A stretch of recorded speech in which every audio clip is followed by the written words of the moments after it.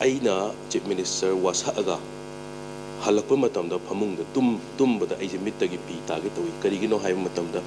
ꯃꯅꯤꯄꯨꯔꯒꯤ ꯄ꯭ꯔꯖꯥ ꯃꯌꯥꯝꯁꯤꯒꯤ ꯑꯦꯛꯁꯄꯦꯛꯇꯦꯁꯟꯁꯦ ꯌꯥꯝꯅ ꯆꯥꯎꯅ ꯂꯩꯈ꯭ꯔꯕ ꯑꯗꯨꯒ ꯑꯩꯈꯣꯏꯅ ꯇꯧꯒꯗꯧꯅ ꯀꯌꯥꯃꯨꯛꯇꯤ ꯃꯣꯏꯒꯤ ꯑꯦꯛꯁꯄꯦꯛꯇꯦꯁꯟꯁꯦ ꯉꯝꯍꯟꯒꯗꯒꯦ ꯍꯥꯏꯕꯒꯤ ꯑꯗꯨ ꯈꯜꯂꯨꯕꯗ ꯅꯨꯡꯗꯥꯡ ꯇꯨꯝꯕ ꯌꯥꯗꯦ ꯆꯤꯐ ꯃꯤꯅꯤꯁꯇꯔ ꯑꯣꯏꯕꯒꯤ ꯋꯥꯁꯛꯑꯒ ꯂꯥꯛꯄ ꯃꯇꯝ ꯚꯣꯠ ꯀꯥꯔꯒ ꯂꯥꯛꯄ ꯃꯇꯝꯗ ꯑꯣꯏꯕ ꯑꯃꯅꯗꯤ ꯑꯣꯏꯈꯤꯕ ꯚꯣꯠ ꯀꯥꯕ ꯑꯃꯅꯗꯤ ꯀꯥꯈꯤꯕ ꯀꯥꯗꯕ ꯑꯃꯅꯗꯤ ꯃꯌꯨꯝꯗ ꯊꯃꯣꯏ ꯀꯥꯏꯗꯅ ꯂꯩꯗꯣꯏꯅꯦꯕꯣ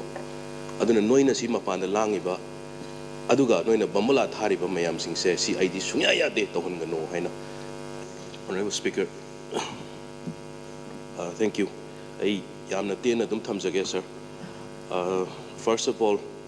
congratulations on forming the new government and aigi Honorable Leader of the House, Wabiriba Uncle Khemchan, Honorable CM. Sir nasu akoi aina yamna toina tajarak ba haiba tare. Manipur gi problem yamna leiba matamsida aina yumda thengnajarakpa ai wahi yang matang ai thamsake ai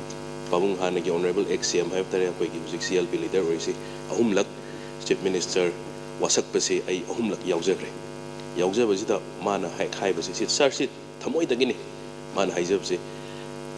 aina Chief Minister wasaaga halakpa matamda phamungda tumbada aise mittagi pi tage toyi karigino haiba matamda Manipur gi praja mayam sigi expectation se amna chauna leikhaba adu akhoina tawgadawna kayamukti moigi expectation se ngamhangadage haibagi adu khallubda nungdang tumba yade Chief Minister oibagi wasaga lakpa matam vote karaga lakpa matamda oiba manadi oigiba vote kaba manadi kagiba kadaba manadi mayumda thamoi kaidana leidornibo aduna noina si mapanda langiba aduga noina bambala thariba mayam singse si ID sungya yade tohungano haina aingonda pokta kharaga pibirakpa mayam do ngasi lak laibiriba government sidasu praja mayam gi expectation si yamna chauna leidorimne sir aduna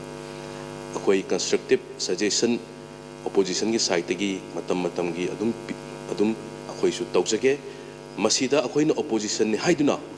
ai government jibu namdhanaba government jibu kano tawnaba tawbani haina khanbiganu akoi na torokadoribasi kitang harsh oiragasu constructive suggestion ngaktani haina sir gi through the Honorable Leader of the House ngasi library with through the sir ai thamjari sir aduga IDB singda la amatamda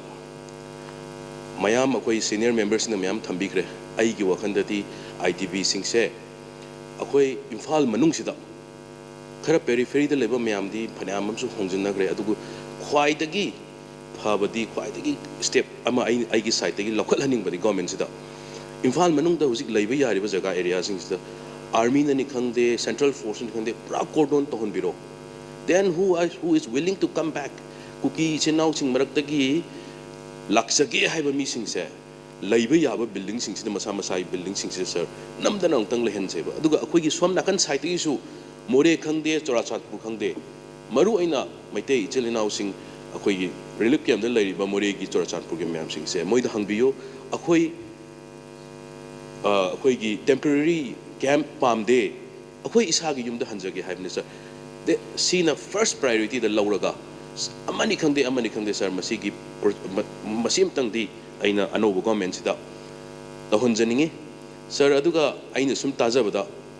अखोई relief camp द लैरिबा मयाम सिंग अतोप अतोप मफम द लैरिबा मयाम सिंग से मोइगी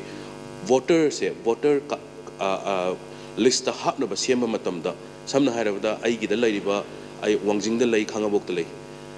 मोइगी सिदा लैरिबा मयाम सिंग सिदा मोइजे वोटर कार्ड सा मतमदा केंद्र दुगी मफम दुगी वोटर अदुगी एड्रेस तो ओइना सागनी हाइबा सब्जेक्ट टू कंफर्मेशन अदुगुंबा सर खरा लै ना हाय सर मसी चुमम तारगदी खाइग्रिबा मोइ एड्रेस सिंग लोइम होंग्रनेबा सर अदुना फ्यूचर दा मसीदा अखोइदा अफबा लै ओइरो ओइ हाइबगी सर मसीमा लैजै मसीमा आई यंजन हनिंगे सर अदुगा अखोई मयामनसु लोइनमक अहलमन अखोई सीनियर मेंबर ऑनरेबल मेंबर मयाम सिंगनसु लोइनमक थंबिरे सर अखोई गवर्नमेंट सी फुल्ली सपोर्ट तौजनी अदुगा peace poraknaba Manipur santi laknaba koi punamak khanamina tanaraga afaba peace porakpa peace laiba santi laiba Manipur matang wainaba punna honamina se sar aduga aroiba point matang sir lambi mayam si Manipur punbagi lambi mayam si Imphal manung khara natana 60,000 IDPs mayam lay hai 60,000 IDPs lay sir moi nongmagi chara tala chaba maximum 90% di nongmai chara tala chaba rangani khungang dagi Manipur gi economic asubiyamna soba matam sida akhoi ima lalon bi mayam ama khungang dagi Imphal da lakpa mai natragana mai manung interior dagi district ki center sing da lakpa mayam ama pochai yonba nongmai karbar to mayam sing sir